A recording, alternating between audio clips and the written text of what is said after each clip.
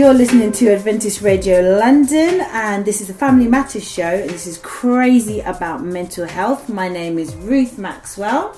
And I'm Brian Maxwell. Welcome to the show. Today we have a very lovely guest, and her name is Marvia. And Marvia, welcome to the show. Okay. Hi, Brian and Ruth. Hi. Okay, and as usual, as is our custom in this show, we will start with prayer. And I'm going to ask Ruth to pray today. All right, let's pray. Dear Heavenly Father, we want to give you thanks that we can come together and just talk about things that matter, Lord. We ask that you guide us and that you inspire us, and also just open our minds so we can understand you and how you made us and how you heal us and look after us. We thank you. Amen. Amen. All right. Right, we are the Crazy About Mental Health show, and we're on the Family Matters show for Adventist Radio London. And as I've said, we have a very special guest today, Marvia. Marvia, welcome to the show, like I said, and we're talking about mental health, and you're a mental health professional. Do you want to just share what sort of profession you're in? When I started my social work journey, my first permanent role was in the mental health, was in a recovery team. And how did I get that job? I qualified in 2007. Okay. I wasn't sure which discipline I wanted to work in. So I started. You qualified as a social worker? I qualified as a social worker in 2007. And because I wasn't sure which discipline I wanted to work in, I started off with a temporary position in children and families, where I worked in a contact centre. And a contact centre is where they had these young mothers or parents whose children were taken from them for whatever the reasons were. Could be because of mental health, could be because of drugs, could be anything really. And those parents needed to go and visit their children. They were advised to make contact with the children, so they were observed having contact with their children. So I did that for about 8 weeks. 8 weeks? 8 weeks. Okay. Yeah. And then I was looking for a permanent position. I started that job in October. I was looking for a permanent position. I went for an interview in November of 2007. Okay. And that job was for the recovery team working in Milton Keynes. Okay. But back in those days, they take long with the CRB checks and all the professional checks, so I had to wait.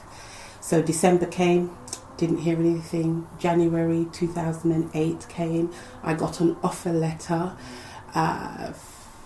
February 2008, I didn't hear anything, so I thought, okay, then maybe I'd start looking for another job. Then I had a telephone call on the 9th of February 2008 from the agency that had sent me to the children's service team. And they said, Marvia, we've got a position for you, a locum position that's come up. Would you be interested? So I said to them, where is that position?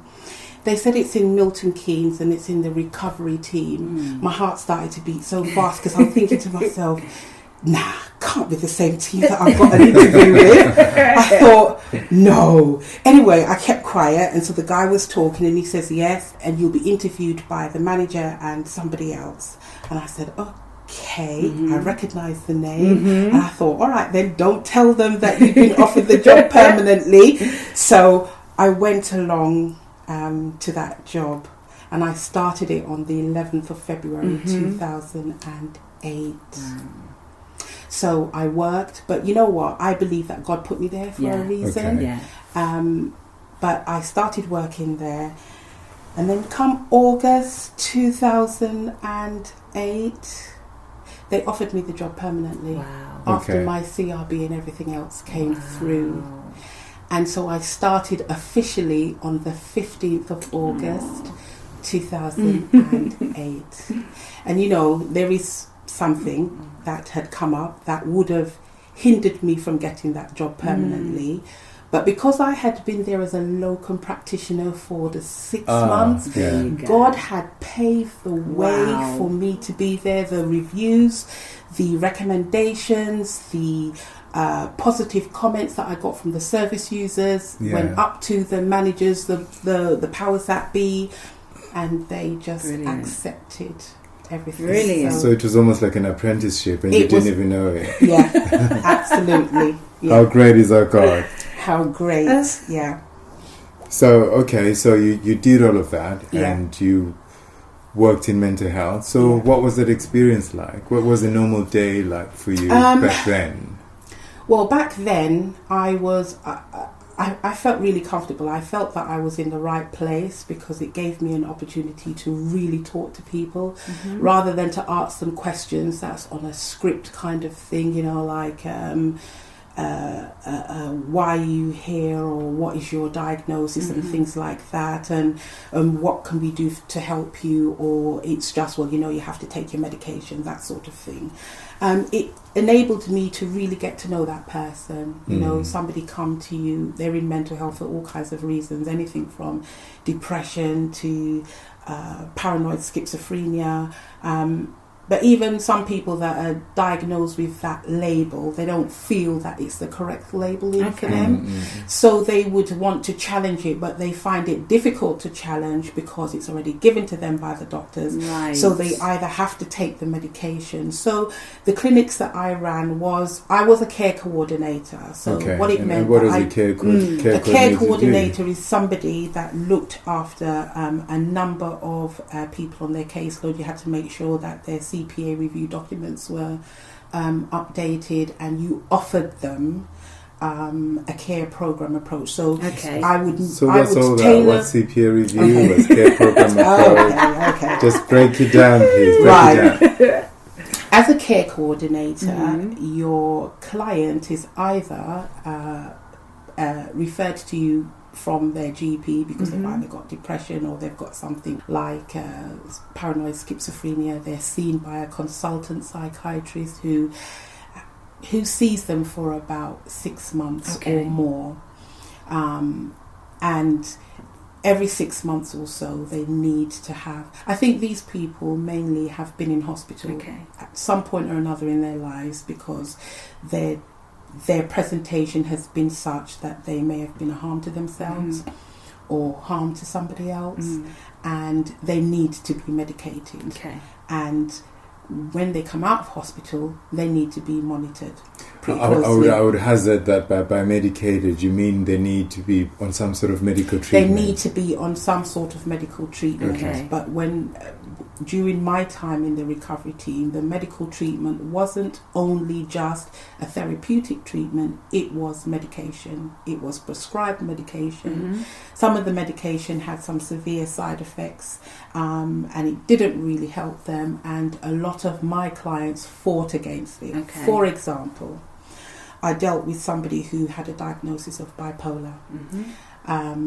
Not all, but some persons that have been diagnosed with bipolar affective disorder, where they have moods that go up and down. Sometimes they can be quite manic, sometimes they can be on a high where they will just go and spend lots of money, even money that they don't have, or they could be on a real downer, a real low, where they're so depressed that they are so suicidal. They are given one medication that I know of called lithium. And they were back then, They were back then given lithium. Now, lithium has a lot of side effects to them. Sometimes they describe it as fogging their mind, giving them a mind fog. They can't think straight. They feel that they are operating on autopilot. They can't tell one day from another and things like that. So one particular client that I worked with, and I worked with her for exactly 14 months, she was on lithium, and every opportunity that she got, she would take the lithium for a while. She would have to regularly go to her GP for blood tests and things like that, just to make sure that the levels were okay. But then she would be having these really horrible side effects. She had a little girl that she needed to look after, and of course the downside of that is not being able to look after her child effectively. She had children's social services involved, so everything was just going round in a circle, and she wasn't happy with the medication. So We would meet regularly. In actual fact, we would meet every week. I would talk to her. She would express herself to me. I would then advocate on her behalf with the consultancy. Is there anything else that we can try? And so forth and so forth. And the consultants that I was working with at the time, they were really reluctant to even consider something else unless it was dire. What they would do is offer another medication. I think it's called procyclidine or something like that. With the side effects. Procyclidine is to counteract the side effects, but then procyclidine has its own own side effects. So you know, so they're going around in a vicious circle kind of thing. And so with this particular lady, I so felt sorry for her because she really wanted to do the right thing by her child and make sure that she was up ready to take her child to school, make sure that her child is adequately dressed, fed, everything else. But she wasn't able to do that because each time she took her morning medication or a nighttime medication especially, she was very sluggish in the morning. She couldn't wake up. When she took her medication in the morning, she just found it really, really difficult to function through the day. So she stopped taking it. So of course when she stopped taking it, all of these things came out of her mouth, these ideas that to somebody else didn't seemed a bit far-fetched, but to her it was perfectly normal. You know, it was her normal. It may not be yours or my normal, but it was definitely her normal.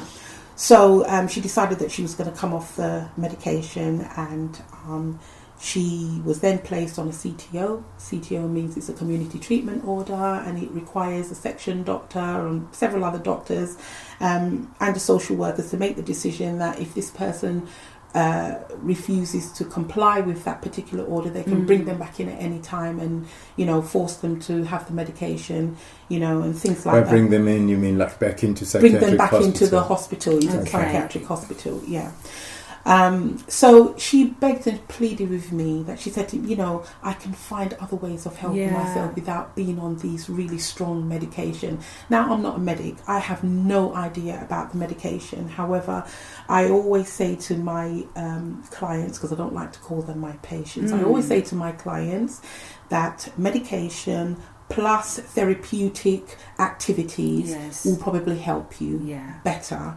It probably might mean that you don't need to take as much of the medication, but again, it is something that you need to discuss with your consultant, your GP, etc., and then we can work out things. So my particular role was basically to support them to engage in activities that's going to help them to make better. So it's like therapeutic medication without the medication. Okay. Yeah. So Marvia, you've mentioned the word therapeutic quite a few times. Do you mind sharing with us what exactly you mean by therapeutic? Okay. In my working professional practice, working with somebody therapeutically, it's just like working with them creatively.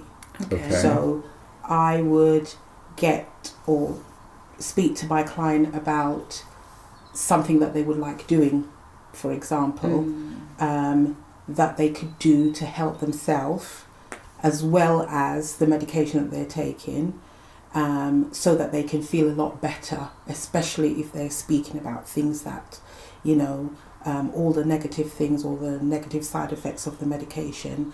I always say to them that it is the medication plus therapeutic activity or something that they would like to engage in would help them to overcome some of the issues that they talk about.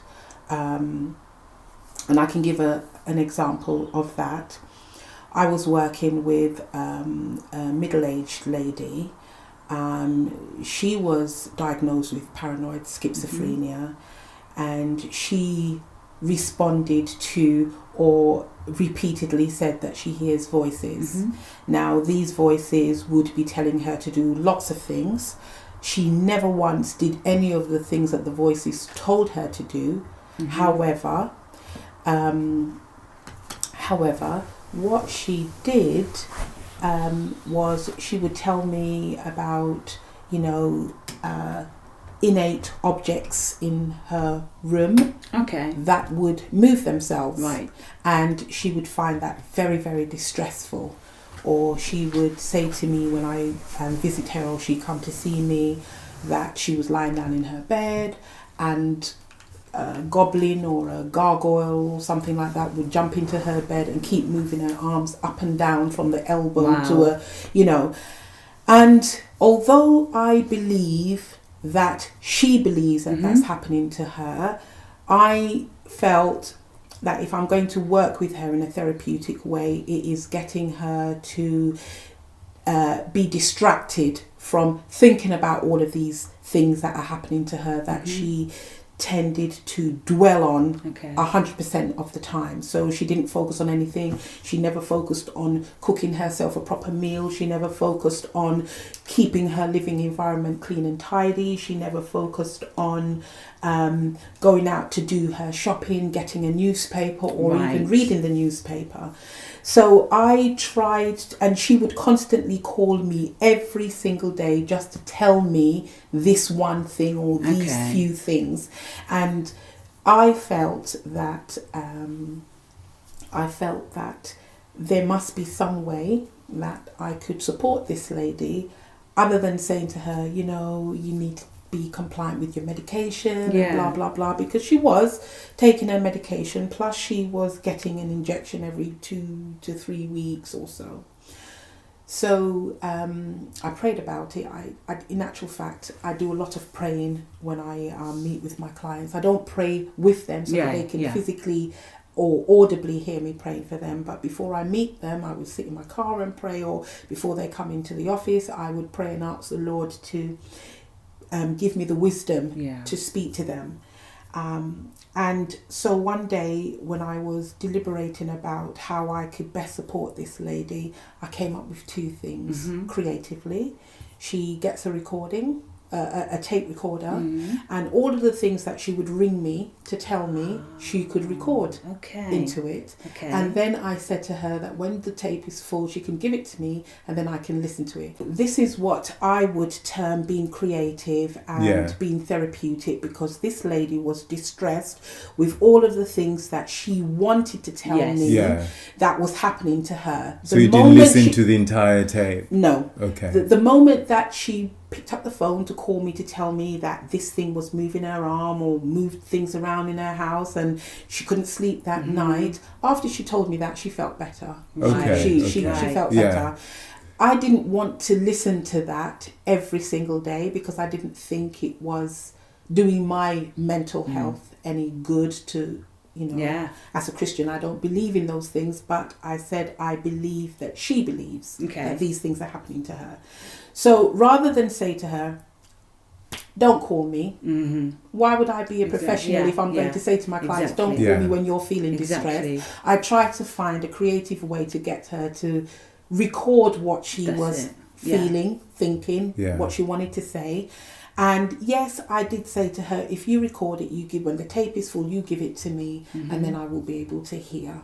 So the only things that I recorded as part of my job is the fact that she called. And we spent X amount of minutes talking, blah, blah, blah. And then I would say to her, okay, then thank you very much for telling me that. And then we'd hang up the phone. She would feel better. I wanted to also distract her from these things that was happening to her. So I suggested adult colouring. So these are therapeutic, creative ways of helping somebody else. Because mental health... I think they may be described as distraction techniques. Yes, because mental health is one that when somebody is really bogged down with their condition, they think about that 24/7. They don't have no room in their mind to think about anything else. So they are consumed with all of these negative energies and these things that are happening to them. So being able to have a conversation where they understand and believe that you are really caring and really supportive of them and what they need, and coming up with ways, because they really sometimes, I'm not trying to belittle anyone, but sometimes they don't think for themselves of ways to help themselves. And I suppose you can't, isn't it? No, because you're in that situation. Because you're in it, You can't see the tree from the woods, and you rely heavily on somebody telling you, quote unquote, what to do. And or just pointing your nose in a different direction, I suppose. Or have you considered this? And I think for me, as I keep saying, somebody who's not in the mental health profession, I didn't know that this was a process in terms of there was someone who would help you through it. Obviously, there's the problem first. Yeah, so there's the problem, and I thought there's a problem, then you might get medicated, and then like someone just sees how you're doing on medication. And I didn't realise actually there's another role where someone can help you through that, and if you feel the medication is not quite correct, that you can work through something. And that's quite good to know. Yes. To not have this kind of assumption that you just get put on medication and then you just deal with it. Yeah.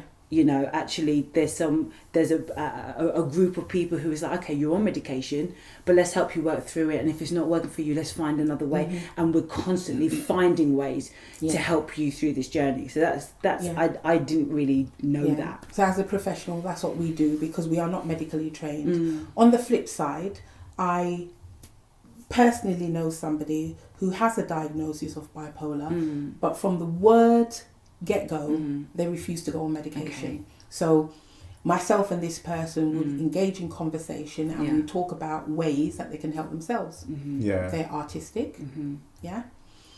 They when they're in their deepest, darkest moment, when things don't seem to be going right for them, that's when all of this artistic expressions come out. They write poetry, they write songs, they design covers for labels, they design covers for notebooks and things like that. And that is how that person deals with their ups and their lows.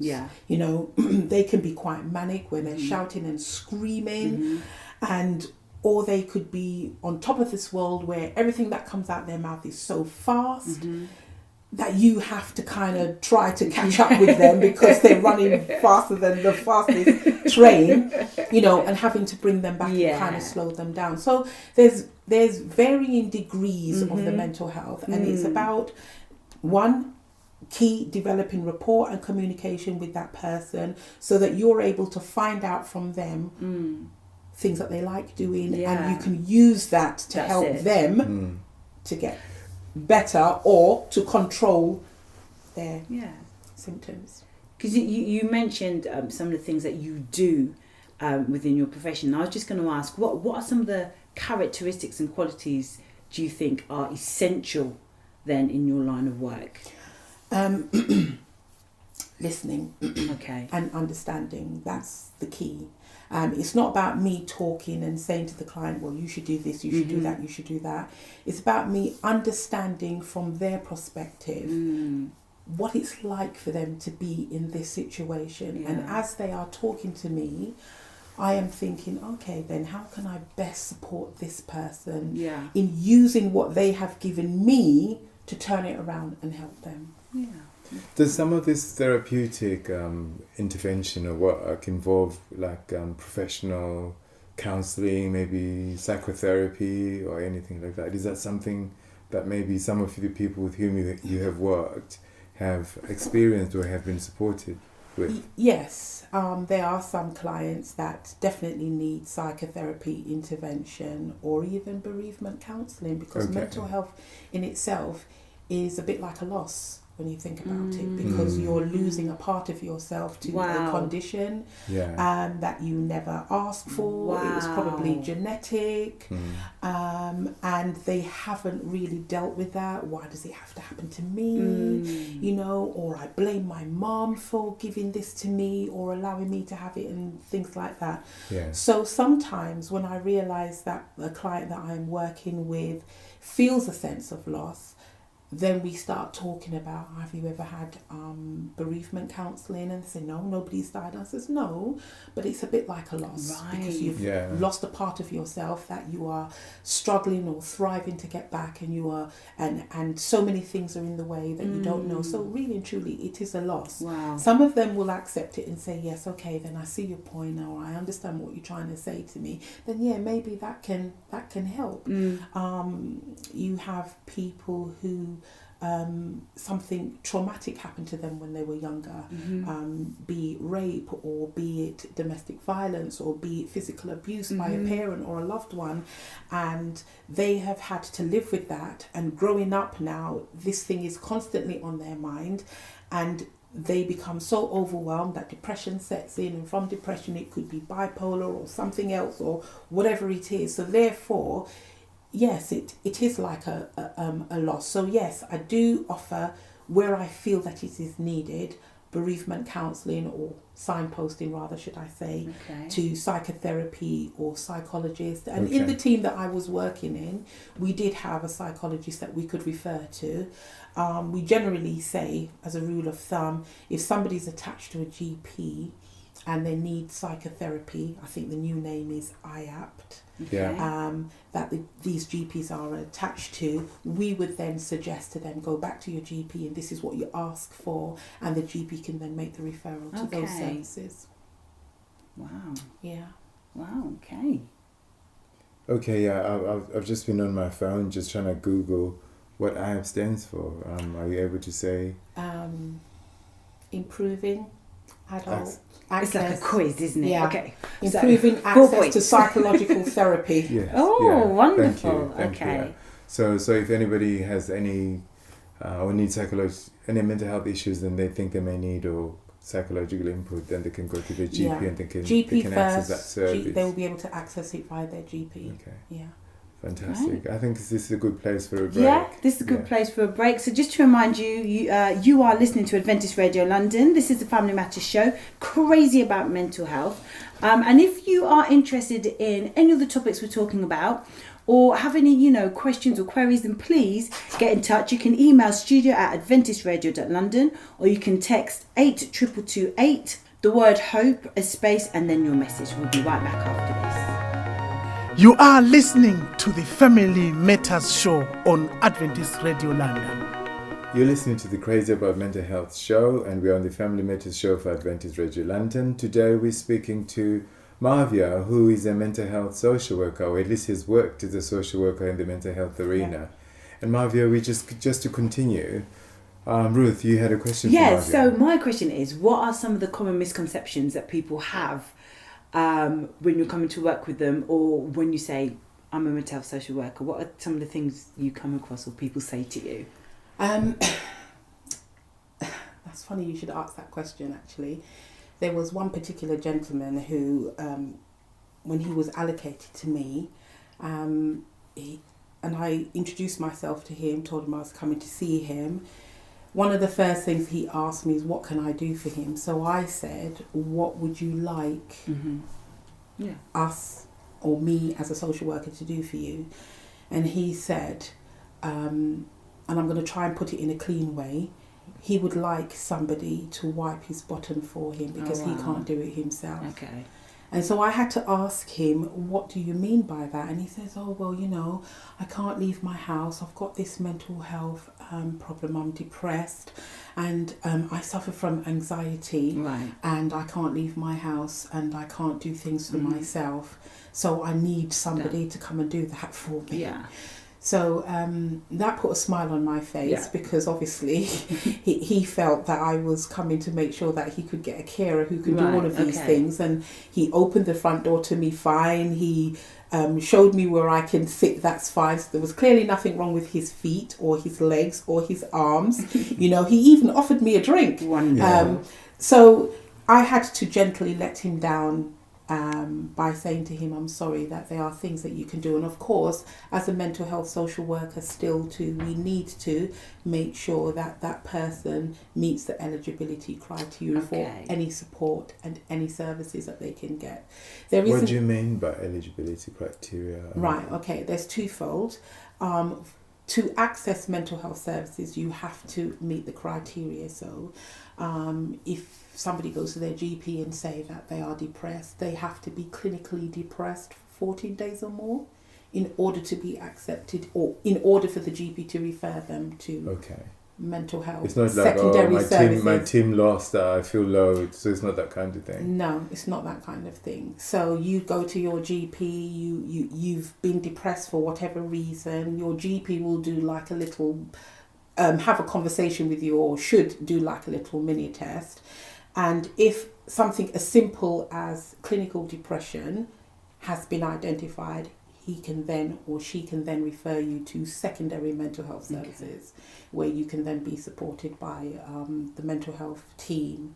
But in order to access additional services because of your mental health, like, you know, some people will, whatever their condition is, it could have a significant impact on their physical well-being, and it can impact on them being able to do things for themselves, like to wash or to dress. It could be somebody that's had an accident that's left them physically unable, but at the same time they've acquired a brain injury, and so therefore their cognition and all kinds of things is all over the place, so they can't do certain things for themselves. So they will need to still meet the eligibility criteria whilst under secondary services to access additional services. Okay.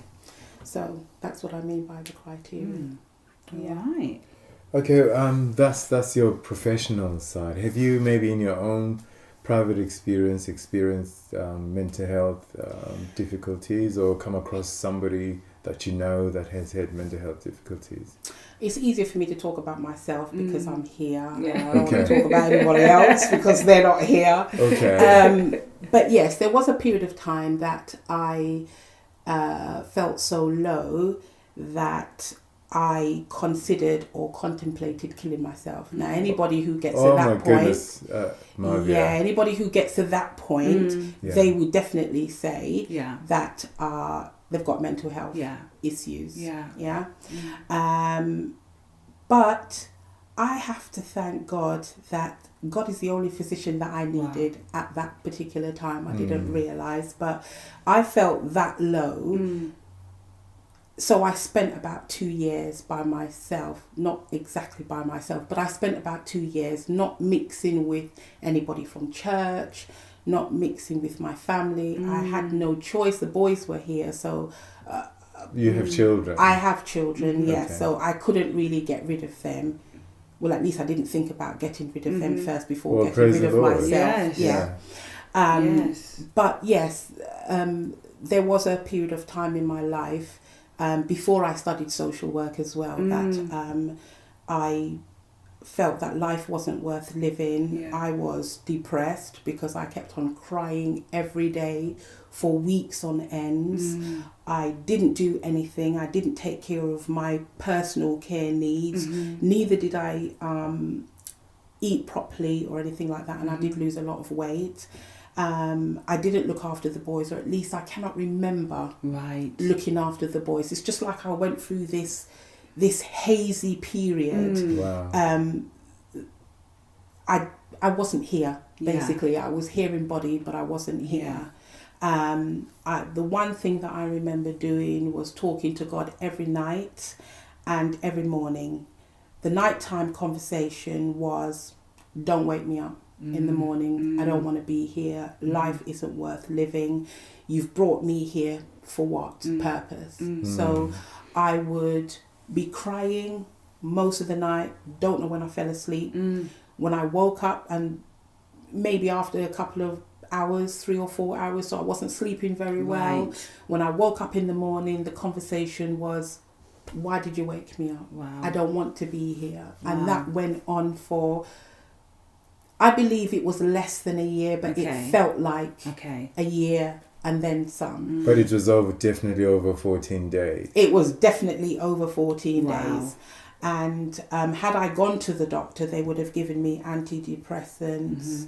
They would have probably referred me to secondary mental health services. I would probably need to see a consultant.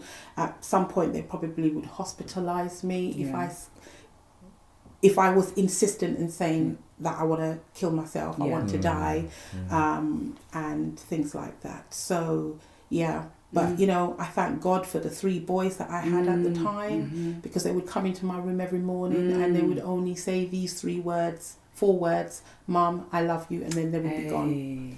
And then that was it. That was your little tonic, your little my therapeutic intervention. That was my medication, but I didn't realise it, and I didn't recognise that it was my intervention Yeah. or my medication at that time. Yeah. I mean, are you at liberty to share what led to this low period? The breakdown of my marriage, my first marriage, Okay.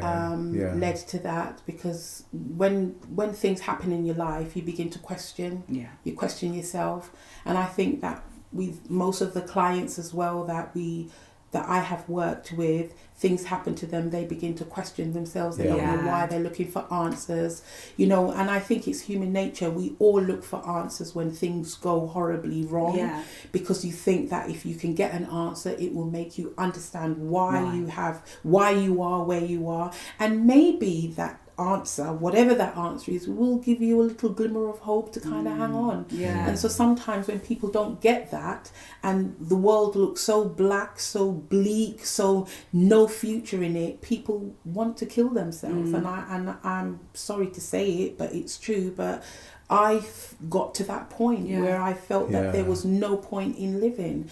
But God has been so good, because He's shown me so many people that was there for me behind the scenes that I didn't even know. Right. So people were there, you had a support structure. Well, I don't believe that I had a support structure, but I'm here now because I did have a support structure, but I just didn't realise. It didn't look like a support structure. It didn't look like a support structure. I completely felt isolated and on my own. And as I said, I didn't know whether I was coming or going. I didn't want to be here in the living, but I'm thanking God that I didn't take my own life, because now I wouldn't have enjoyed my beautiful grandsons that I have now that He's given me. I wouldn't see my own boys grow up, and I wouldn't, be able to interact with the church family as well as my own continuing And you family. wouldn't be crazy in love. And I wouldn't be crazy in love, absolutely.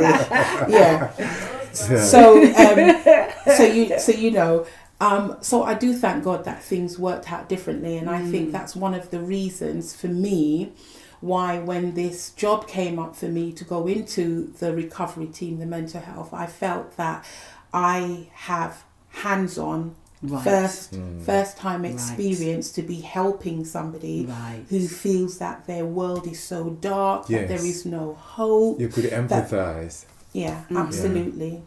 But how did you refrain from projecting your experience onto theirs and sort of superimposing it onto theirs? Because when I meet a client, I first have to understand where they're coming from. Okay. They might touch on something like, I'm coming out of an abusive relationship. And this is how it's left me. I'm afraid of a man. That's if I'm speaking to a woman.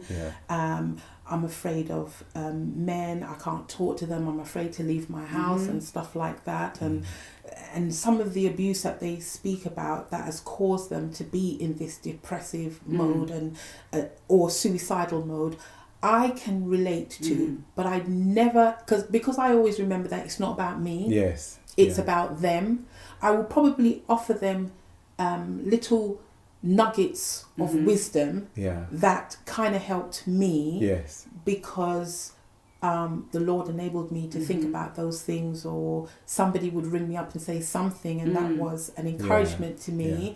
I can then use that, or I will then use those things to support somebody else.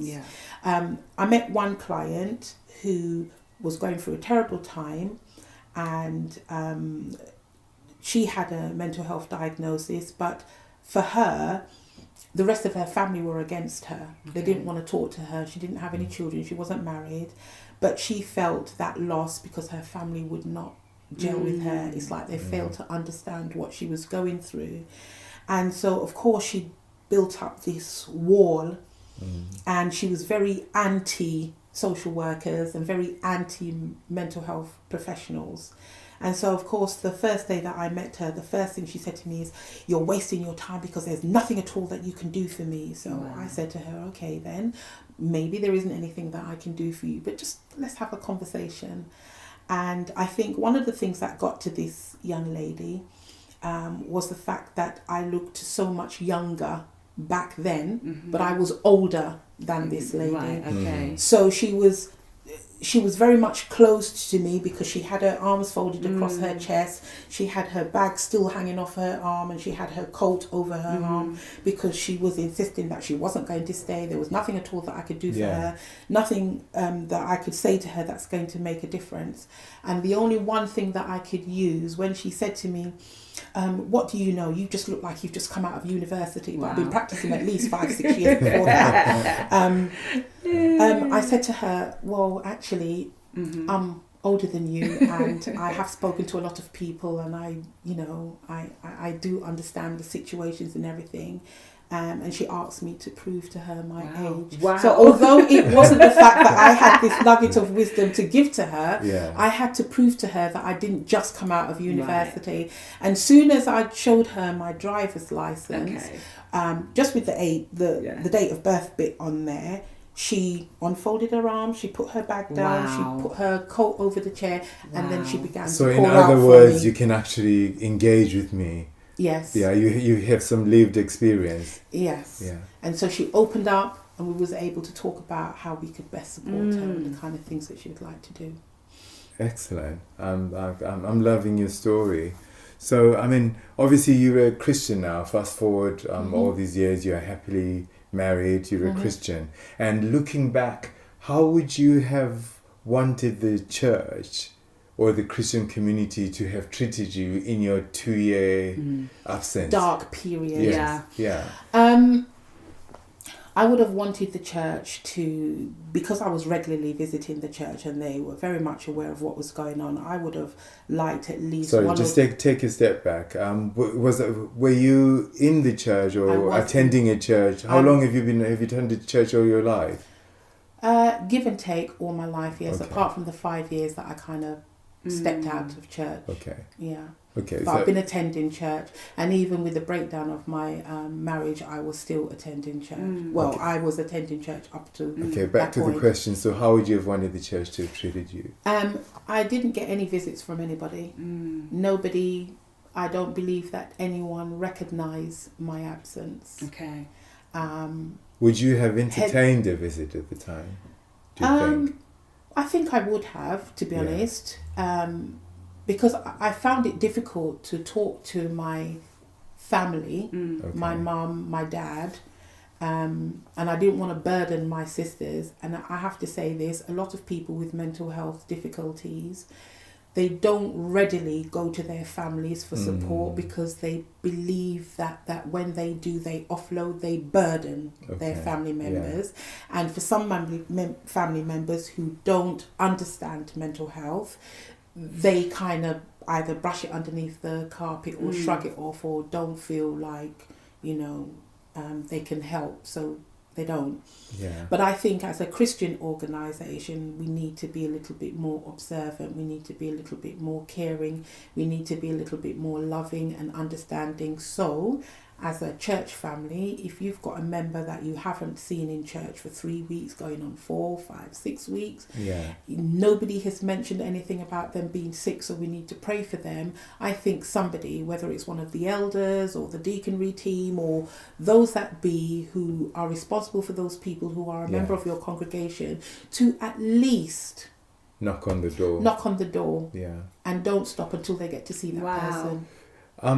Having working in the mental health arena myself, I know for definite that some people that experience mental health challenges are extremely difficult to engage. So perseverance is a key. Okay. Yeah. So if somebody's coming to church and they're absent, and even if they're telling you to go away, they may not actually be saying go away. Yeah. Wow. Yeah. See, that's new to me, because they don't want to have a visitor, and that would be it. No, I wouldn't persist. So wow, that's eye-opening for me.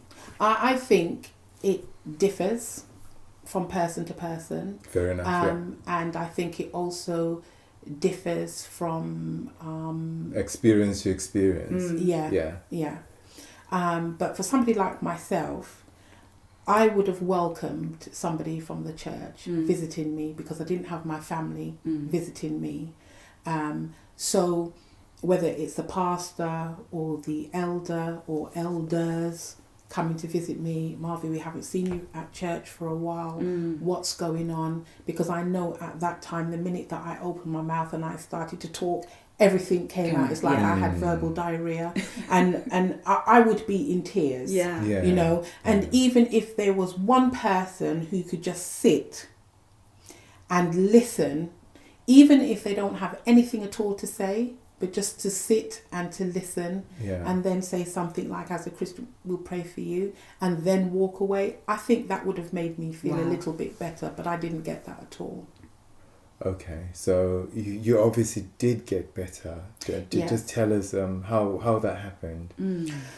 How did that get better?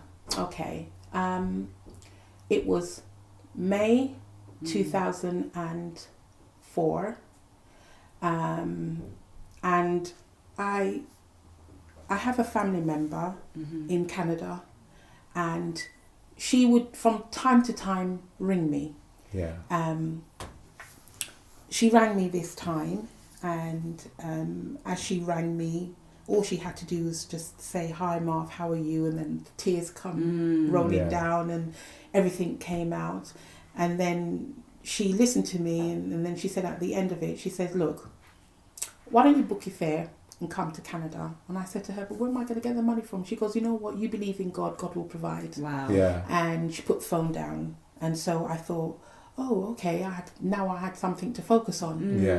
Finding the money to go to Canada. Yeah. So I thought, okay, then I wasn't working. I was on benefits, and you got your money every week, less than £100 every week. And I think we have a bank holiday in May, but I wasn't really thinking about the bank holiday in May, where they pay you early, or they pay you 2 weeks' money instead of a week's money. So to cut a long story short, this was May. I began to think about, okay, then it'd be nice to go to Canada. I would also have to go and look at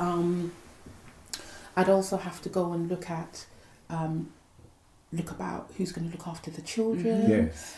There's a whole logistics to this. Everything. Yeah. So all of a sudden now I started thinking about, oh my gosh, what am I going to do with the boys? How are they going to get to school? Who's going to do what, when, where and how? So the first thing I needed to do was to secure the flight. So I went online and I had a look at some flights, and believe it, I saw a flight for £294 and some pences. I think it must have been 6p or something like that. And I thought, £294. Bring back the days, Lord. Where am I going to get that kind of money from? Well, it was a lot of money to me in those days because I wasn't working. So I thought, where am I going to get that money from? Anyway, lo and behold, I rang my dad and I asked him, I said to him, I've got an opportunity to go to Canada. Can you give me some money? He said to me, I'm really sorry, haven't got any money to give you. However, the last time I was in Canada, I've got some Canadian dollars, so you can have them. Great. So I didn't have a credit card, and I've got a cousin that lives in Milton Keynes. So I looked online, found this fare, $2.94, and I think it was 6p, to be honest. And then I looked in my bank account, and I had £294 and 6p in my account. And I'm thinking to myself, oh my gosh, I don't know how this, but I couldn't fathom it, because for the week benefit, you only get, maybe because of the children, I was getting 100 and something a week. But I don't know where the £294 and 6p came the from. The exact amount that the exact same for. amount that I needed to pay my fare to go to Canada. Wow. So I rang my cousin and I said to her, have you got a credit card? Yes, I have. Listen, I need to book this fare. This is the money, and I'll give you the money back. So she booked the fare for me online with her credit card, and I gave her all of that money back. Now I don't have no money. I couldn't buy no new clothes. You know, like you do when you're going on holiday. You like to buy a new t-shirt, new socks, those cheap little things that you get new. But I didn't have the money to buy any of those. So I said, Lord, you know what? I'm just going to go with what I'm going. You've allowed me to book my fare. I didn't even know how I was getting to the airport, but I was driving at the time. So booked fare. I had my best friend at the time living in Watford, and I said to her, look, can you come up to Milton Keynes and just stay with my children for approximately 3 weeks, because the fare was for 3 weeks. Can you imagine that? £294 and 6p for a 3-week holiday in Canada. Yeah. Right, so my best friend said, yes, Marvia, I will come up to Milton Keynes and I will look after your children. I had another friend who could drive, and I said to him, can you pick my children up to take them to school for me? And he said, yes, no problem. I gave him my car. I didn't even check to see whether the guy could drive, whether he had full insurance, but you know what? God is good. And I went to Canada. And while I was in Canada for the 3 weeks, my cousin and her family, who are not Seventh-day Adventists, they counselled me. They prayed with me. They talked to me from morning to night. They allowed me to cleanse myself. They allowed me to talk about everything that I had bottled up, because I thought I'd spoken about everything, but you don't. You keep ruminating and going over, and why did this happen? And you think about why it may have happened, or did you do this, or did you do that? So that's what I got when I was in Canada. On the plane home now, I felt so much better. I felt so rejuvenated, and I then said, Lord, what should I do? And the answer came to me, you need to go back to school. So when I came back, I knew exactly what I needed to do. I then applied to go to Milton Keynes College, and I completed an access course to adult education.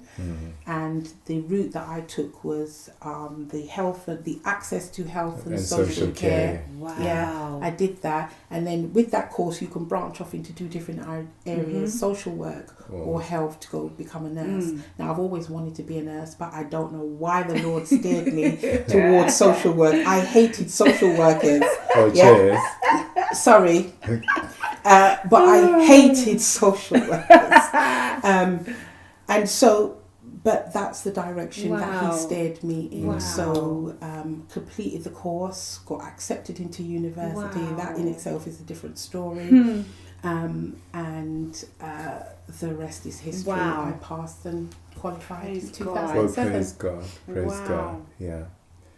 So who are we, Ruth? We are the Crazy About Mental Health show on the Family Matters show for Adventist Radio London. You've been listening to Brian and Ruth Maxwell and our special guest, Marvia. It's been an amazing experience talking with you. And maybe one last word, Ruth. What should Marvia say to us? I just like, it's kind of twofold. Number one, if you're somebody who's maybe listening to this show and thinking, you know what, maybe this is a path I could go into, what should be their first step? And the second part is, what would be maybe 1 or 2 things that churches could implement, or just members individually could implement in church, just to help, just to give that little extra help to somebody who may need that, bit of hope. Okay. I think because everybody is different, one of the key things that I think we need to be is observant. So it's not about staring at people, but it's about recognizing the signs that somebody may not be quite there, especially if you've already built up a rapport with them. So if I see you, Ruth, walking into church and your face looks very solemn, it's not about me prying into your business, because it could be that you had a little bit of a falling out with Brian or a disagreement or something like that. All it could be is just me coming up to you, putting an arm around you and just saying, you know what, it may never happen, God still loves you, or whatever it is.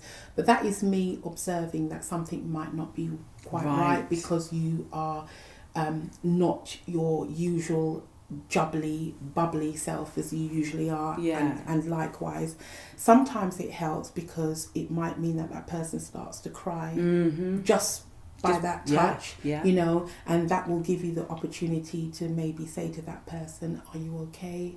I can listen. I'm not prying. I'm not asking any questions. I'm just here. I can listen, or whatever it is. That is enough to have somebody to open up to you.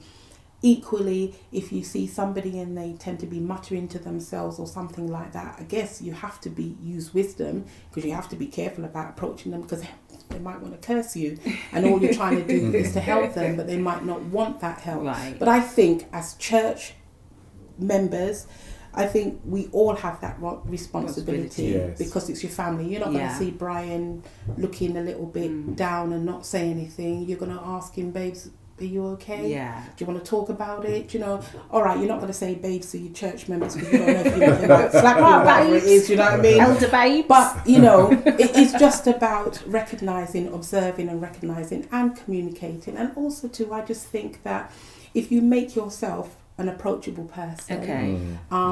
and because you know what, when I was going through my dark times as well, one thing I did ask when I was coming out of it is, Lord, point me in the direction of that one person that I can talk to. Yeah. And I think if we as a church family, it's not everybody that we can talk to or we feel comfortable talking to, but if you first ask the Lord to point you in that direction as to what you could be doing, point you in the direction as to what you could, the person that you could talk to, I think that would also help because he will point you in that direction. And secondfold, if somebody wanted to become a social worker or a practitioner, the first thing that they have to do, they have to go to university. Okay. But if they don't have the qualifications to get to university, they have to do an access course. So finding an access course. Finding an access course, preferably with in social care and health, or health and social care, and then from there they will follow due process to get into the course. Thank you so much. Yes, thank you, Marvia. You're brilliant. God bless you, and I pray that your experience may encourage somebody Absolutely. to either to seek help or to just to see that there's hope. Yeah. And especially seeing as God pulled you through this, where you were in your dark period, as you called it. God made a way. Yeah. I don't think even down to the £294 and 6 pence flight and having that in your account. Come on now. Yeah. Thank you for coming onto the show, and God bless you. So if you are, if you're interested in the things we're talking about or it's resonated with you, please contact studio@adventistradio.london. So that's the email. Or you can text 82228, the word hope, a space, and then your message. This has been the Crazy About Mental Health show. Yes, and just so that you know, God cares about your mental well-being. Absolutely.